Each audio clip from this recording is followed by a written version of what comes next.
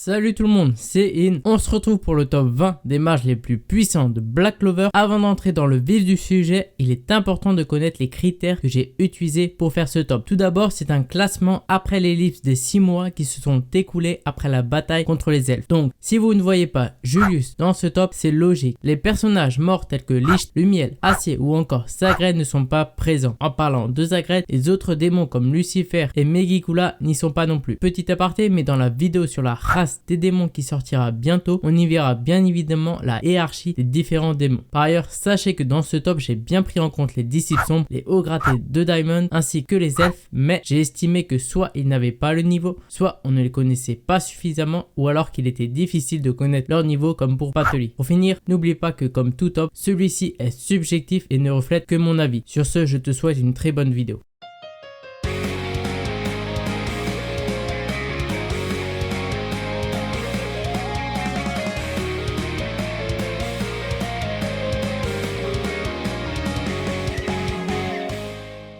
E20e position, on retrouve Jacques l'Éventreur. Le capitaine de la Bande d'Émeraude a le pouvoir de Letsudan Mao, autrement appelé la magie sectionneuse. Malgré son statut de roturier, Jacques a réussi à devenir capitaine d'une des 9 compagnies de chevaliers mages. Pour moi, il fait clairement partie des plus faibles capitaines, même si sa rivalité avec Yami reste notable. À la 19e position, Lille Beaumortier. Capitaine du Cerf Turquoise, Lille est le plus jeune capitaine de toute l'histoire des compagnies de chevaliers mages de Clover. En effet, à seulement 19 ans, il est parvenu à se hisser au deuxième rang le plus élevé, celui de capitaine. Il possède le pouvoir de Kaigamaho, autrement appelé la magie de peinture. Son statut de capitaine et son jeune âge dénotent un certain niveau de puissance, mais aussi un grand potentiel. Depuis l'ellipse, Lille est devenu bien plus fort, d'une part grâce à l'appropriation du pouvoir elfique de Lila, mais aussi grâce à l'entraînement à Hearts avec Potloff, le gardien élémentaire de la Terre, et Charmy.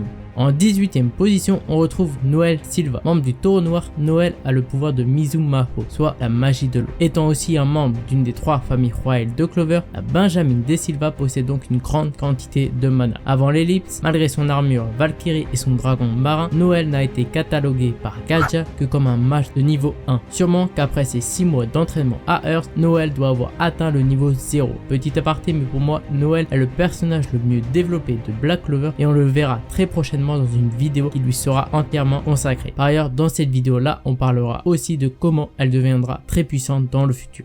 À la 17e position, Charlotte Rosel, la capitaine de la Rose Bleue, a le pouvoir de Hibala Maho, soit la magie des ronces. Son sang noble et son rang de capitaine font que Charlotte est dotée d'une puissance non négligeable. Et comme pour les autres, elle a pu compter sur le pouvoir de Charla pour gagner en puissance. En 16e position, on retrouve Dorothy Unsworth. Capitaine du pan de corail, Dorothy a le pouvoir de Yume Maho, aussi appelée la magie des rêves. Tout comme Vanessa, Dorothy est une sorcière. Même si elle n'a pas été très développée depuis le début du manga, on a quand même pu constater de la puissance de son glamour world lorsqu'elle était possédée par l'elfe. Et comme tous ceux qui ont été possédés par un elfe, Dorothy s'est approprié son pouvoir. À la 15e position, on retrouve Asta, membre du Taureau Noir. L'orphelin du village d'Adjé ne possède pas une seule once de mana. Cependant, dans son grimoire repose un démon. Ce démon lui confère un pouvoir très spécial puisqu'il s'agit du pouvoir d'anti-magie. Après l'ellipse, grâce à l'entraînement à Hearts et à sa détermination, Asta a fait d'énormes progrès, tant au niveau de la puissance que dans la maîtrise de son pouvoir d'anti-magie. En effet, on a pu le constater lorsqu'il a libéré le peuple de Spade, mais aussi lorsqu'il a affronté Dante. Petite remarque, mais dans ce top, je n'ai pas pris en compte sa nouvelle forme plus ou moins à 50% puisqu'il était possédé par son démon à ce moment-là et qu'il aura besoin d'une étape au préalable pour pouvoir l'utiliser à nouveau tout en étant lucide. 14e position, on retrouve Charmy Puppetson, membre du Taureau Noir. Charmy est une sans-mêlée humaine naine. De ce fait, elle bénéficie naturellement d'une énorme quantité de mana en plus de posséder 2 types de magie. En effet, elle possède les pouvoirs de Watamaho et de Shokumaho, respectivement les magies de coton et de nourriture. Charmy devient redoutable quand il est question de nourriture. On a pu notamment le constater avec Lila dans le corps de Lille et plus récemment avec Potloff qui a dû demander de l'aide à Asta et à Lille pour l'arrêter. Pendant l'ellipse, l'entraînement et l'environnement riche en mana de Hearts a permis à Charmy de devenir bien plus fort. Petit aparté, vous connaissez mon affection pour Charmy et bien évidemment que je vais faire une vidéo spécialement dédiée à ce personnage.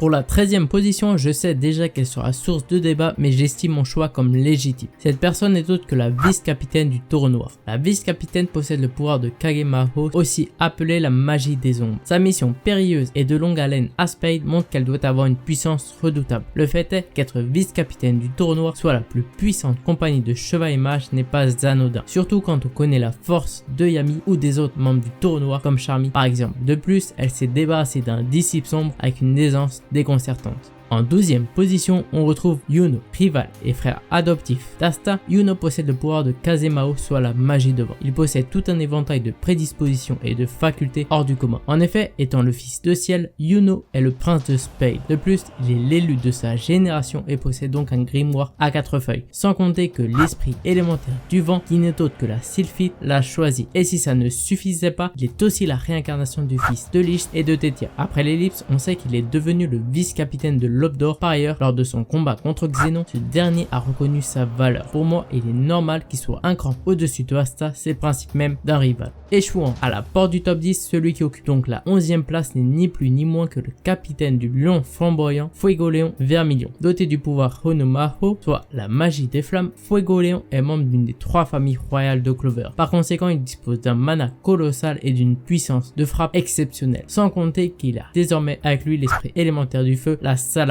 À la 10e position, on retrouve le grand rival de Fuegoleon, j'ai nommé Nozel Silva. Tout comme son rival, Nozel fait partie de la royauté et dispose donc lui aussi d'un mana colossal. Capitaine emblématique de l'aigle d'argent, il a le pouvoir de Suigin Maho, la magie de Mercure. En effet, l'aîné des Silva, contrairement à ses frères et sœurs, est le seul dont la magie est la combinaison des magies d'eau et d'acier de ses parents. Pour moi, Nozel est logiquement devant Fuegoleon et cela s'explique notamment par le fait que malgré que sa magie de Mercure soit désavantagée par rapport à celle du feu de Fuegoleon, il arrive quand même à le tenir en respect. C'est d'ailleurs pour ça que dans ma théorie, je vais choisir lui plutôt que Fuegoleon. En 9e position, on retrouve le chef des gardiens élémentaires de Earth, qui n'est autre que Gacha. Mage de niveau 0, le numéro 2 de Earth a le pouvoir de Kaminari Maho, aussi appelé la magie de foudre. Par ailleurs, il est capable d'avoir recours à la magie runique, mais aussi d'avoir accès au mana naturel que l'environnement a à lui offrir. D'autant plus que ses prouesses au combat ne sont plus à démontrer. En effet, nous avons pu en avoir une démonstration avec l'escarmouche avec Noël, Mimosa et Finral, sans compter que Julius lui-même le tient en estime. À la 8e position se trouve le capitaine de l'Aube d'Or, William Vengeance. Possédant le pouvoir de Sekaju Maho, aussi appelé la magie de l'arbre monde, William nous a été introduit comme le mage le plus proche à devenir le prochain empereur mage. Ce qui tiendrait à dire que William est le plus puissant des capitaines des 9 compagnies de chevaliers mages de Clover. Excepté Yami, bien sûr, vu que l'on voit mal Yami devenir empereur mage. Par ailleurs, que ce soit dans l'arc des elfes ou celui des démons, William a été et est une pierre angulaire. En effet, il ne faut pas oublier que la force de Battery était en grande partie celle de William. De plus, sa magie arcanique sera la première pierre à l'édifice de l'invasion des démons dans le monde de Black Clover. En 7e position, on retrouve la reine des sorcières. La mère de toutes les sorcières possède le pouvoir de Ketsueki Maho, soit la magie de sang. Dotée d'une grande vitalité et d'un mana comparable à celui des elfes, elle est aussi capable de prédire l'avenir. Et même si nous ne l'avons pas encore vue combattre sérieusement, sa magie liée au sang est très dangereuse et j'espère d'ailleurs qu'on la verra combattre dans ce nouvel arc. À la 5e position, ex-aequo se trouvent 2 monstres de puissance. Le premier n'est autre que le capitaine emblématique du Taureau Noir, j'ai nommé Yami Sukehiro. Celui que l'on appelle le dieu de la destruction a le pouvoir de Yami Maho, la magie des ténèbres. Sabre hors pair, Yami n'a pour l'or jamais connu la défaite. Après l'ellipse lors de son combat contre Dante, on a pu voir les progrès qu'il a pu faire durant son entraînement, comme par exemple sa maîtrise du mana zone. Même un Dante à 60% n'a pas fait le poids face à ce monstre. Quant au second monstre de puissance, il s'agit d'un fauve. Je veux évidemment parler de Mereoleona Vermilion. Doté du pouvoir Honomao, soit la magie des flammes, Mereoleona est membre d'une des 3 familles royales de Clover. De ce fait, l'aîné de la maison Vermilion dispose d'un mana colossal. Autrefois disciple d'Ace Silva, la lionne enragée passait son temps à s'entraîner avec les bêtes sauvages dans la zone neutre tout en s'imprégnant du mana naturel de l'environnement. Avant l'ellipse, j'aurais placé Mereoleona devant Yami, mais actuellement ils doivent avoir une puissance relativement équivalente, d'où leur place commune. Échouant au pied du podium, celle qui occupe donc la 4e place n'est ni plus ni moins que la princesse de Earth, Rolopshika. Dotée du pouvoir de Mizumaho sur la magie de l'eau, Prolopshika nous a été introduite par Mimosa comme la princesse omnisciente capable de s'occuper à elle seule de tous les chevaliers mages de Clover. Prolopshika est très puissante et ce grâce à deux facteurs. Premièrement, elle dispose avec elle de l'esprit élémentaire de l'eau Ondine et deuxièmement, elle a en quelque sorte le One for All. En effet, on a appris de la bouche d'Ondine que la grande majorité de ses pouvoirs avaient été hérités des princesses des générations précédentes. Par ailleurs, après l'ellipse, Prolopshika s'est affaiblie à cause de la malédiction de Megicula, sinon elle serait bien sûr sur le podium. Désormais, passons au podium de ce top. J'imagine que vous connaissez déjà l'identité des trois premiers, mais je doute que vous ayez le même ordre que moi. Tout d'abord, à la troisième place, on retrouve Xenon Zogratis. En plus de posséder le pouvoir de Honemao, soit la magie des eaux, le psychopathe de la Triade Sombre est possédé par un démon de haut rang. Petite parenthèse, même si on ne connaît pas son nom, mon petit doigt me dit que la première lettre de son nom est un B. Parmi les membres de la Triade Sombre, Xenon est celui dont les faits d'armes parlent le plus en sa faveur. En effet, alors qu'il venait tout juste de pactiser avec son démon, Xenon a annihilé à lui tout seul toute une armée de Diamond. Après l'ellipse, pour capturer Vengeance, il n'a fait qu'une bouchée de l'aube d'or sans pour autant faire de vieux os.